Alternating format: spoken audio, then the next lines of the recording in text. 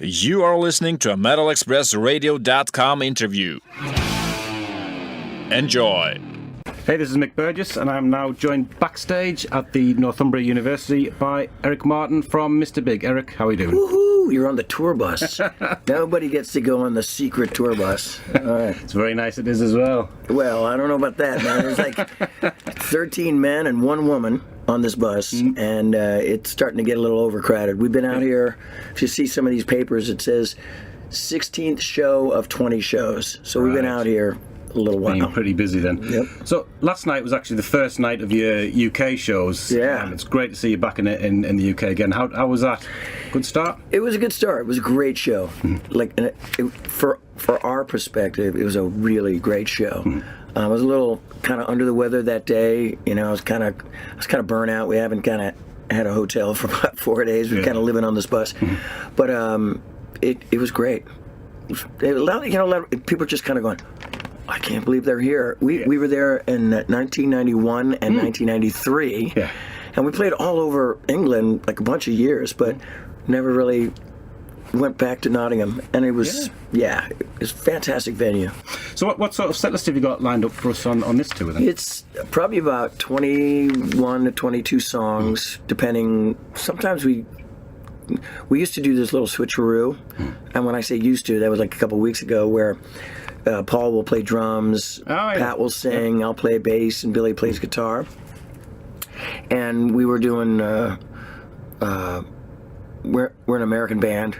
We were doing it in Asia, for a little while. But probably about 5 or 6 new songs from the Defying Gravity album, so it's well represented. Yeah. Yeah.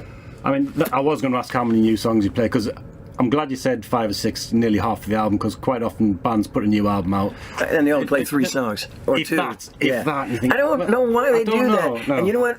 We did that a couple of years. I don't know why we did that either. I mean, we're here to campaign the new record. Yeah. But we're also showing people that we're still alive and kicking. You heard me. I mean, have you noticed, as the tour progresses and your fans have had time to live with the album, get to know it more, that each subsequent show you play, that there's a better and bigger response to the new material? Yeah, and for me too. Yeah. It only took 6 days to make the thing, and I've been out here on the road. I think we've been doing for about 4 months now, and I've been loving the songs a lot more than I did when I recorded it. And that's totally honest, because it just happened so fast. I didn't know what the songs meant, or Paul wrote the majority of the record actually. Paul Gilbert, our illustrious we've just seen pyrotechnical guitar player. But it took 6 days to make because of the little window of opportunity that we had with Kevin Elson, who's our producer, and that he had that much time to do it. And but people are digging the Defying Gravity goes. That's the last song of the set. That's kind of, I guess the band loves it too, because it's got so much meat and potatoes, Yeah. I mean, 6 days, it's incredible. I don't think Def Leppard wouldn't have tuned the first peg on the bass guitar in 6 days. So that's quick work. It is quick work. No messing about. I never want to do that again, actually. It was super hard. But it keeps the spontaneity, though. I mean, if you do it for 6 months or 6 years, like Hysteria, just... I like a little bit more pre-production. Yeah. If I had like a couple more months, I'd probably... it's like one of those... But after I put it out, I was like, oh, God, it's too fast. I wish I would have changed this lyric, or sang a little bit better, or if I knew what the song was about a little bit, I might put a little bit more emotion and not, like, act it, And still, when I listen to it, and specifically a song called Everybody Needs a Little Trouble, we wrote that in lieu of, like, we didn't have enough songs. Yeah. And I remember Paul goes, well, we could do an instrumental. And I'm like, hails to the no. That just wouldn't fly for me at all. Yeah. And so I wrote Trouble pretty much like 20, 25 minutes with Paul in the studio. And that sounds awesome on the record. I mean, on the road, it's you, Paul, obviously, and Billy. And what about Pat? Is Pat joining you on the tour? Yeah, Pat's out. He's not playing as many songs as he did last time because the Parkinson's just totally took him. And some days he feels like he could do it, but then around gig time, I don't know if he's just, he's one of those guys that if you can't give it 100%, obviously, you just, forget it, I'm not going to do it. He plays Just Take My Heart with us on the drums, but he has a percussion kind of, we'd call it a cocktail drum set on the side of the drums that our touring drummer, Matt Starr, has been playing with us for the last two it's from and a half. Ace Frehley's band. Yeah. But Matt and Pat, how about that? That worked out. Keeps it easy. So Matt carries the heavy load on this tour, and Pat is doing all the percussion, but in singing all the songs. He's neat. And look, I say this all the time, and it is true. Pat is the driving force behind Mr. Big, and kind of there's a spiritual thing between us, four brothers. I mean, I love to hear that. It's like when I've seen Styx a number of times, and Chuck tours with the band when he's well enough. Right. To me, it's that camaraderie that a lot of bands don't seem to have, but you can see it with Mr. Big and just. But you can see that's ironic that you said that. The woman that just passed us right now is our sound engineer, Michelle, and for the last couple of years that Mr. Big has been on hiatus, she's been working with Styx. Oh yeah. And I've gone to the shows, and when Chuck comes out, there's something sort of magical about it. Yeah, there is. Yeah. To me, that's always the high point of the show, because he's such an integral part of the band. I mean, did Pat have more of a role in the studio then? Well, he didn't play on the record. Matt played on the record. Yeah.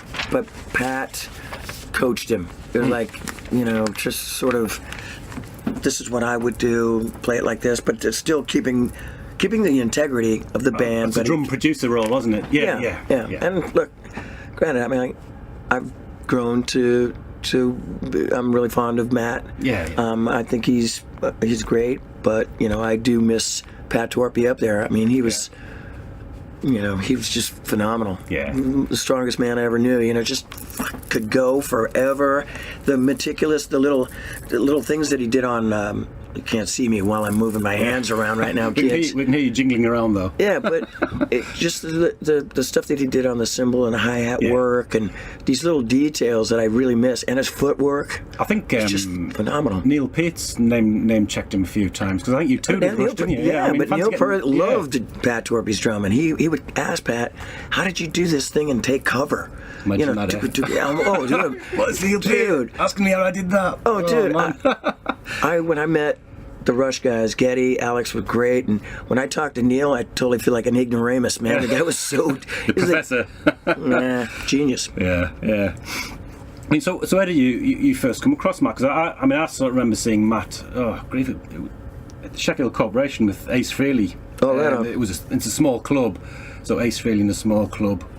Wow. And Matt was on the drums. It was a great night. So rocking out with Love Gun and singing. That's how he got the gig, actually. Billy jammed with Ace Frehley at some club or something somewhere in the United States, and he met Matt, and they kind of had an instant friendship. Yeah. And then he played Love Gun and he sang, and he goes, "Oh man, that kind of reminds me of what Pat did, and all that." Anyway, I don't know. That's how we got the gig. I don't know. There was tons of drummers that wanted to do this gig. Mm-hmm. I mean, you must be thrilled with the reviews and the reception it's been getting generally. I know. I can't believe it. It's pretty good. Mm-hmm. But don't go on YouTube and watch our Defying Gravity album or video, and then see the stuff that's written about the band and me. Oh my God! I saw some of that shit, and I kind of went, "Oh my God!" They just called me a lesbian. Hey, Eric Martin, is it? The guy goes, "Thank God this guy's been kicked off." But he goes, "Is it me, or does Eric Martin look like a lesbian grandmother?" And I'm like, "What? Really?" Dude, I thought I looked more of a lesbian grandmother with my long curly hair. Anyway. I mean, when you recorded the album, were you able to do that all together in the studio, or did you have to sort of come in at different times? No, because we only had 6 days, so we worked around the clock. Paul would come in, and I came in and I was so bummed. I go, "Guys, man, I only have 3 songs."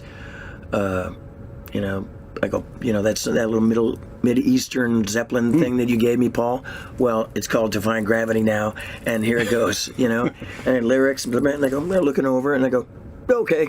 That took about 10 minutes, and then he showed the guys in the band. We arranged it.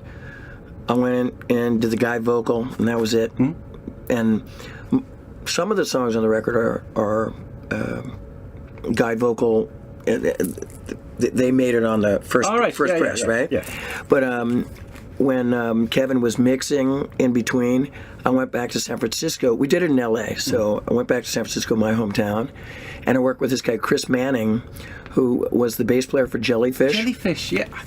And a great mate of mine, and he knows vocal. He's a producer now, but vocals and Great harmonies. Harmonies, yeah. And so we did all that stuff, all the lead vocals and the harmonies, and then we brought it back to the guys. They sang their harmonies on top of it, and while Kevin was mixing, so it was like a big factory. 24-hour, no breaks at all. So, you've also worked with Richie Zito and Kevin Shirley. So how does Kevin sort of differ from them? What does he bring to you? They're all good. There was the album that we did prior to this one that some people don't like. I loved it. I loved the songs in it. It's called Stories We Could Tell. This guy named Pat Regan did that one. I thought he did a great job. Was that Kevin Shirley. Was he Frehley's Comet, Pat Regan? No. Different Pat Did Regan. you say Frehley's Comet? Frehley's Comet, yeah. Was he the bass playing Frehley's Comet? No, he's a keyboard player. Oh. He works with Richie Blackmore and that other project. Blackmore's Night. Yeah. So, but he's done tons of other things, and he used to be in a band with Pat Torpey. He's been around LA for a long time. I really like working with him. It was fun. He's funny. Yeah. And Kevin Shirley, man, he's a serious guy. I told him, we want to make a live record, and I want to do it live and no overdubs. And then I changed my mind in the middle of the thing, and he goes, nope. That's not the way it's going to be. We're going to just do this. That record is a great record, but it's got everything and the kitchen sink. Yeah. It's so much stuff. Yeah. And he was cool. I like the caveman. That's what he was called. Yeah, that's right. Yeah. But Richie Zito, he did. Did he do Get Over It? And he did Actual Size. Pat Regan did Get Over It. That's right.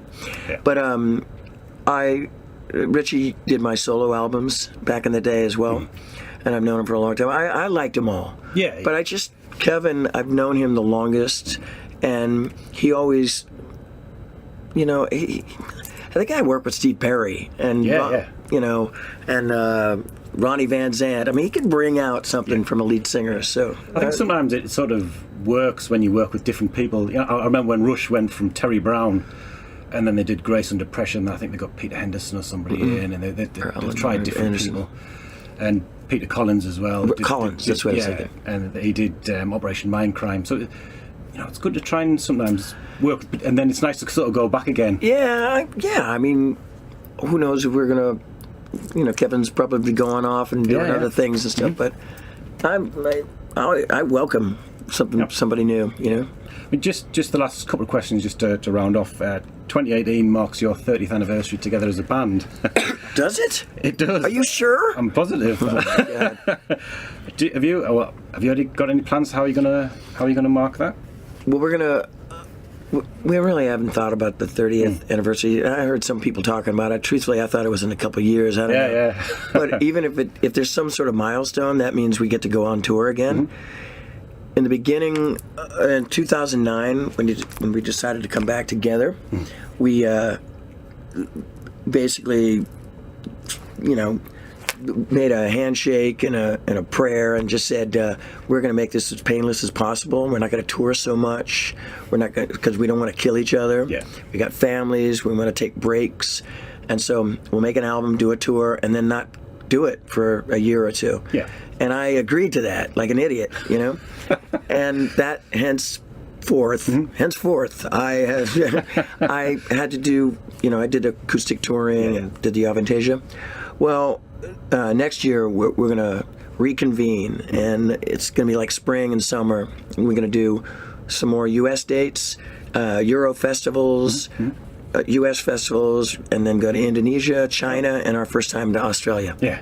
I haven't been to Australia yet. No, yes, I have. Yeah.